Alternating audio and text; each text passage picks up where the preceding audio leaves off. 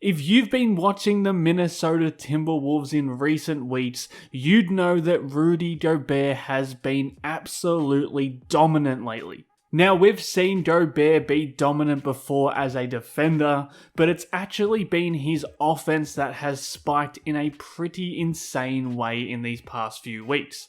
Minnesota have racked up 5 straight wins, and in those 5 wins, Gobert has averaged 19.8 points and 17.4 rebounds while shooting 73.7% from the field.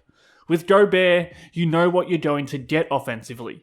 He's limited to lob dunks, putbacks, and the occasional finish around the rim off a pick and roll, so it's no surprise that he's just doing those things in this recent run, but to me his numbers have skyrocketed because he's using his movement and his spacing better than I've ever seen before. Like, we know that Gobert is going to be down here, hanging out in the dunker spot a ton, but by moving from lane line to lane line, he's not only in a better position to receive this pass, but he's pulled the smaller Devin Booker into the help defense rather than Kevin Durant on the other side of the floor. Now, these aren't things that Gobert hasn't done before, but lately they're consistently there at the right time and consistently working for him.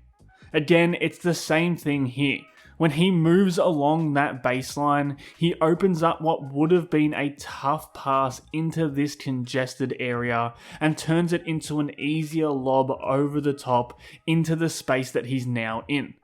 And really, that's all this is. He's moving at the right times to make passing lanes more accessible for his teammates. Like when Ant is coming downhill here, he's going to space out of the paint. That's not going to stop his man from rotating to contest the rim, but it is going to open up an easier passing lane so that he can capitalize on how open he really is. And there's other ways he can space the floor without being a shooter as well. Sometimes it's just about where he starts possessions. Here he's starting up above the free throw line rather than just heading straight down to the rim. That means when Randle does start to get downhill, Gobert's moving into that position with the flow of the offense instead and forcing this defender into a 2-on-1 situation where he can't stop Gobert's lob finish. Again, with the spacing for Gobert, it's not like the spacing we think of with shooters. It's still super important though for him to play his role and move well within this Wolves offense. I really like this possession to show what he's been doing lately. Teams are always going to blitz Ant with 2 on the pick and roll, and Gobert's been able to catch on the short roll, find the open players that the advantage has created, and instead of ducking into the path of the driving lane here or curling around the back into more traffic, he uses his version of spacing by stepping into the middle of the paint and then moving toward the ball to create an easier path to points.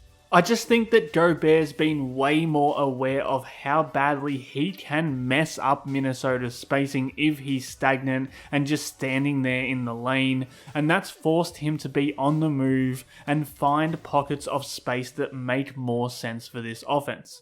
More often than not, he'd move toward the rim here, but now he's moving away from the rim to create that spacing in the paint and make life easier for someone like Anthony Edwards to find him. And even if he isn't the one who's finishing off these possessions, his spacing still matters to the offense.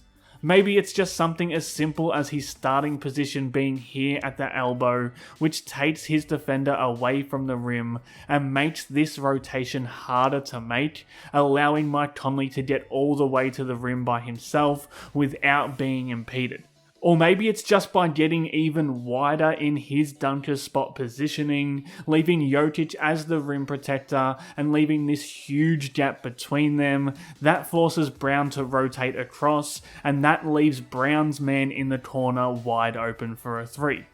I mean, we've even seen Rudy Gobert, the complete non-shooter, starting possessions all the way out near the 3-point line, so when he does get on the move into the paint, he not only draws this defender in off the corner shooter, but he opens up a big gap in Julius Randle's sweet spot in the middle of the paint so that he can go to work where he wants to. So while Gobert hasn't really developed any new skills to store the ball, he has committed to moving more often and creating better ways to use the skill set that he does have. And that's manifested in his own scoring numbers shooting up, and also with his team's overall efficiency spiking when he's on the floor. Minnesota's offense rating is a pretty dismal 113.8 when Gobert is on the floor for the season, but in these past 5 games, that offensive rating has jumped up to 121.8. And perhaps the most prominent way that his movement is showing up lately is on the offensive glass. Gobert's averaging a massive 6.6 offensive rebounds per game in this hot stretch, and a lot of those are turning into easy putback points.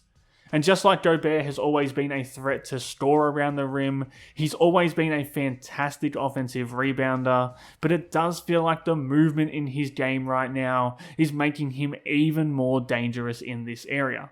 It's pretty standard to see him setting a screen and then sprinting out of it to attack the offensive glass like this, but I love that when he does reset this possession, he once again curls into a more optimal spacing position, so when Edwards does miss that shot, he can attack the boards from front on again.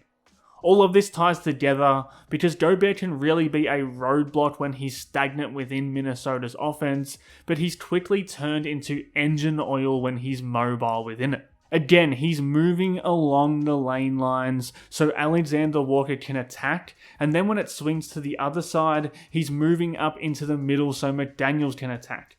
And that's going to allow him to be front and center at the rim where he's in best position to eventually grab an offensive rebound and get to the free throw line. When you factor in that he's beginning to look more like the version of himself defensively that we saw last season when he won Defensive Player of the Year, this recent run of Rudy Gobert form feels like a game changer for Minnesota.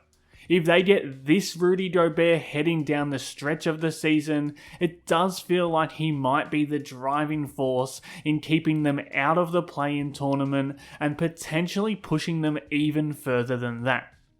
If you enjoyed this breakdown, you can become a Howls and Growls member for just $5 a month. To find out more details on how you can help Howls and Growls grow, check out the pinned comment below, and thanks again for watching.